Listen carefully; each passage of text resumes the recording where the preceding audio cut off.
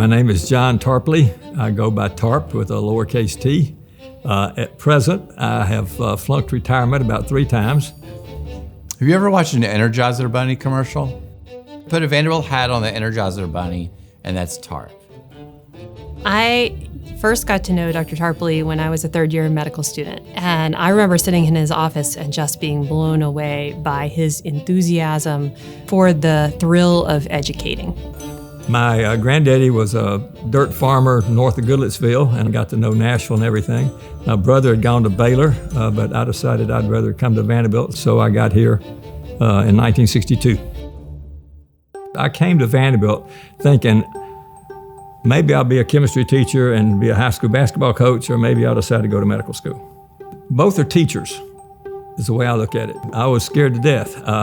I calculated that I had the lowest GPA of anybody that was probably admitted to medical school that year. I mean, I was like so serious that first year, I can't tell you. My wife was like living in a nunnery. I mean, I worked really, really hard. There were like 4 people that were really important to me. There was a guy named J. William Hillman, who was the head of orthopedic surgery. Art Brooks, who was the one that worked with the residents, taught the residents. He was kind of a farmer, no frills. And he has a quote that's been one of the important quotes of my life. And he basically said, "Boys, there is no condition that can't be made worse with an operation." And then the other one was John Sawyer. So he was a general surgeon. He was a physician who could operate. So my definition of a surgeon is a physician who can operate when it's indicated and it's in the better interest of the patient. In those days, the match was a lot different than it is now. Dr. Scott, who was the chair of surgery and who was he was chairman of surgery, he called me in and talked to me about where was I going to go for residency. And he said, "I'm going to recommend that you look in Baltimore or look in Boston. Go find out what other people are doing. You know what we're doing here. And then when you finish, then maybe I'll recruit you back here."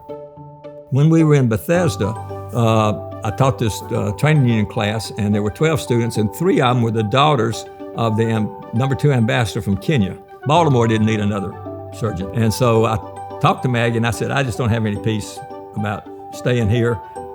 Why don't we go overseas somewhere?" They had a position in Nigeria at a place that had 4 interns. My goal was to make 1 or 2 really close associates, affiliates who were Nigerians that first year, and I was able to do that. And that's what I encourage our residents that go to Kenya now. We have 9 residents that'll be going to Kenya a month each this year. Make at least 1 friend.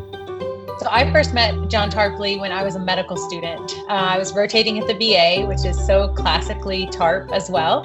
And I would have had it tattooed on my forehead if someone had asked me to, because I was so convinced that I am not a surgeon. And Tarpley was a big part of showing me that surgeons weren't always the stereotypical persona that you saw on TV. I got actually experienced what he dedicated a lot of his life to, which is helping those who are underserved on this continent. The path that I took, the advice that I needed, has kept me very close to Tarp and Maggie, and I'm so thankful. Maggie and I, we call ourselves Team Tarpley. We're like 58 years and counting right now. She once said, "Divorce, never, murder, maybe." But anyway, we actually like each other a lot.